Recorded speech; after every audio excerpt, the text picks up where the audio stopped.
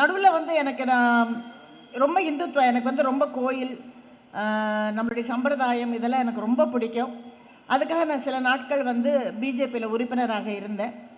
அப்போ வந்து எலெக்ஷன் வந்தபோது அவங்க வந்து இப்படியெல்லாம் பேசணும் அப்படின்னு சில விஷயங்கள்லாம் சொன்னாங்க. கலைஞர் அவர்கள் வீட்டை உப்பை சாப்பிட்டுட்டு கலைஞர் டிவியில் இவ்வளோ சீரியல் பண்ணிவிட்டு அந்த உப்புக்கு எப்படி துரோகம் பண்ணுறதுன்ட்டு முடியாதுங்க, என்னால் அப்படியெல்லாம் பேச முடியாது, எனக்கு வேண்டான்னு வெளியே வந்துட்டேன். ஆனால் வெளியே வந்ததுக்கு அப்புறம் தான் எனக்கு தெரிஞ்சது, எந்த காலகட்டத்திலையுமே திமுக வந்து கோயில்களுக்கோ இல்லை நம்மளுடைய சாஸ்திர சம்பிரதாயத்துக்கோ ஒரு எதிராளி அல்ல. அவங்க வந்து அவங்களுடைய கொள்கைகள் வேறாக இருந்தாலும், இன்னைக்கு சேகர் பாபுனை பற்றி சொல்லணும். எத்தனை கும்பாபிஷேகம், எவ்வளோ கோயிலுக்கு பஸ்ஸுங்க.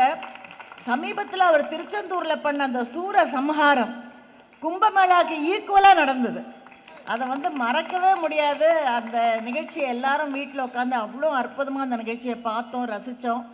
கிட்டத்தட்ட 44,000 கோயில்களிலிருந்து அபகரிக்கப்பட்ட அவ்வளோ சொத்தையும் வந்து மீட்டு எடுத்திருக்காங்க. மிகப்பெரிய விஷயம். எப்போவுமே நான் வந்து இப்போ சொல்லுவேன், எனக்கு என்ன வருத்தமாக இருந்ததுன்னா, யாரெல்லாம் கலைஞர் டிவியில் யாரெல்லாம் நிறைய சீரியல் பண்ணி சம்பாரிச்சாங்களோ அவங்கெல்லாம் வெளியே போய் தப்பாக பேசும்போது மனசுக்கு ரொம்ப வருத்தம் இருக்குது. கொஞ்சம் கூட அவங்களுக்கெல்லாம் வந்து மனிதாபிமானம் இருக்காதா அப்படின்னு எனக்கு தோணும். அண்ட் ராமானுஜர் சீரியலில் நான் கலைஞர் அவங்களோட தொடர்ந்து ராமானுஜர், ரோமாபுரி பாண்டியன், தென்பாண்டி சிங்கம்னு நான் பயணித்தது வந்து என் வாழ்நாளில் என்னால் மறக்க முடியாத ஒரு 5 வருடங்கள் அது. ஒரு நாள் கலைஞர் ஐயா வந்து நான் ஷூட்டிங்கில் இருந்தேன் ஜெய்ப்பூரில், திடீர்னு கூப்பிடுறாரு அப்படின்னு சொன்னாங்க. ஸோ ரொம்ப பயந்து போய் கிளம்பி, என்ன தெரியலம்மா, உடனே பார்க்கணுமா, இல்லைன்னா சீரியல் நிறுத்த சொல்லிட்டாரு அப்படின்னாங்க. ஐயோ, சீரியல் நிறுத்த சொல்லிட்டாங்கன்னா வேகமாக வந்தா, ஏம்மா உனக்கு என்னம்மா, என் மேலே மரியாதையே இல்லையா, என் எழுத்துக்கு மரியாதையே இல்லையானாரு. பயந்துட்டேன். ஐயா, அது எப்படி உங்கள் எழுத்துக்கு மரியாதை இல்லாமல் இருக்க முடியும், உயிரை கொடுத்துல பண்ணுறோன்னு. பின்ன எழுத்தாளனா எனக்கு ஏன் சம்பளம் கொடுக்கல அப்படின்னு கேட்டார். ஏங்க உங்ககிட்ட சம்பாரிச்சு உங்ககிட்டே கொடுக்கவா அப்படின்னு கேட்டேன் நான். அதெல்லாம் எனக்கு தெரியாது, நீங்கள் டிவியில் ஒரு எழுத்தாளனுக்கு எவ்வளோ கொடுப்பீங்க? ஐயோ வெக்கமாக இருக்குங்க, 2,500 ரூபா கொடுப்போங்க. அதை கரெக்டாக தான் 20 எபிசோட்னா 50,000 ஆச்சா, 1ஆம் தேதி ஆனால் எனக்கு 50,000 ரூபா கொடுக்குற நீன்னு என் கையால் அவருக்கு 50,000 கொடுக்கக்கூடிய மிகப்பெரிய ஒரு பிராப்தத்தை எனக்கு அவர் கொடுத்தாரு. நான் இன்னும் கூட அந்த செக்கெல்லாம் ஃபோட்டோ எடுத்து வச்சுருக்கேன்.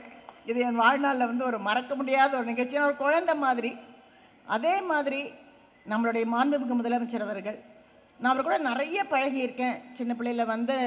அஃப்கோர்ஸ் நிறைய இந்த நாடகங்கள் பண்ணதுனாலையும் சரி, அவர் பட்ட ஒவ்வொரு கஷ்டம் எப்பவுமே நான் நினைப்பேன், அவருக்கு பின்னாடி ஒவ்வொரு பெண்ணுக்கு பின்னாடி அவங்களுடைய சக்ஸஸுக்கு பின்னாடி ஒரு ஆண் இருப்பாங்கன்னு சொல்லுவாங்க. ஆனால் நம்ம மாண்புமிகு முதலமைச்சர் அவங்களுக்கு பின்னாடி நம்ம துர்காக்கா இருக்காங்க. ஒரு சுதர்சன சக்கரம் மாதிரி அவங்க வந்து அவருக்கு மேலே திருஷ்டி படாமல், அவருக்கு எந்த பிரச்சனையும் வராமல் அவங்க விரதம் இருந்து அவருக்காக பூஜைகள் செய்து அவருக்காக ஒரு மிகப்பெரிய ஒரு முதுகெலும்பாக அவங்க இருக்கிறத பார்க்கும்போது ரொம்ப சந்தோஷமாக இருக்குது. எனக்கு வந்து இந்த இடத்துல சேகர் பாபுட்ட ஒரே ஒரு வேண்டுகோள், நான் வந்து உதயநிதி சார் கையிலையும் ஒரு சின்ன அவார்டு வாங்கிட்டேன்னு வச்சுக்கோங்களேன், எல்லா ஜெனரேஷன்ட்டையும் முடிச்சிட்டேன். அதனால் அது ரொம்ப பெரிய சந்தோஷமான விஷயமாக இருக்கும். பார்க்கணும், ஏதாவது ஒரு நிகழ்ச்சியில் கண்டிப்பாக அவரை பார்த்து ஒரு சின்ன பரிசாக தான் அவர் கையால் வாங்கணும். இங்கே வந்து பெண்களுக்காக நம்ம மாண்புமிகு முதலமைச்சர் வந்து செஞ்சிருக்கிற திட்டங்கள்லாம் பார்க்கும்போது ரொம்ப சந்தோஷமாக இருக்குது. ஃப்ரீ பஸ்ஸு, இப்போ ஆட்டோ கொண்டு வராங்க, 1000 ரூபா மாதம். அதுக்கு மட்டும் இல்லைங்க, காலங்காத்தால் எந்திரிச்சு அவங்க அவசரமாக சமைச்சு அந்த பிள்ளைக்கு பேக் பண்ணி கொடுக்குற அந்த கஷ்டத்தை கூட வெளியில் எடுத்துட்டாங்க. பசங்களுக்கெல்லாம் இப்போ ஸ்கூலில் வந்து காத்தால் வந்து உணவு கொடுக்கறது, எவ்வளோ விஷயங்கள் அடுக்கிக்கிட்டே போகலாம். அதனால் என்னை பொறுத்த வரைக்கும் இந்த முதல்வர் நல்லா இருக்கணும், நீடூடி வாழணும். 72 இல்லை, எப்படி கலைஞர் ஐயா அவர்கள் வந்து 94 வரைக்கும் இருந்தாங்களோ அதே மாதிரி இவரும் அதை தாண்டியும் இருக்க வேண்டும் என்று என்னுடைய கடவுளை வேண்டிக்கிட்டு, இப்படி ஒரு அற்புதமான நிகழ்ச்சியில் சேகர் பாபுன்னு போன தடவை வந்து கலைஞர் 100 நடத்தினார், இந்த தடவை வந்து 72 நடத்துகிறாரு. அதில் இந்த 8வது நிகழ்ச்சியில் வந்து கலந்துக்கிட்டதை ரொம்ப பெருமையாக நினைக்கிறேன். அதுவும் வந்து வடிவேல் அண்ணாவோட சேர்ந்து, வடிவேல் அண்ணனா இல்லை எனக்கு தம்பி அவருன்னு தெரியல எனக்கு வயசில், பட் இருந்தாலும் அவருடைய மிகப்பெரிய ஒரு, எங்கள் குடும்பமே அவருக்கு ஒரு ரசிக, எல்லாருமே அவருக்கு அது நல்லா தெரியும். ஏன்னா என் குழந்தை அவரை பார்க்கணுன்னு படித்து பாஸ் ஆனோன்னா முதல்ல கேட்டது, நான் ஸ்கூலில் ஃபஸ்ட்டு வந்தால் நீ என்னை வடிவேல்கிட்ட கூப்பிட்டு போவியா அப்படின்னு தான் கேட்டால், உடனே கூப்பிட்டு வந்து ஒரு ஃபோட்டோவும் எடுத்தேன் அவர் கூட நான்.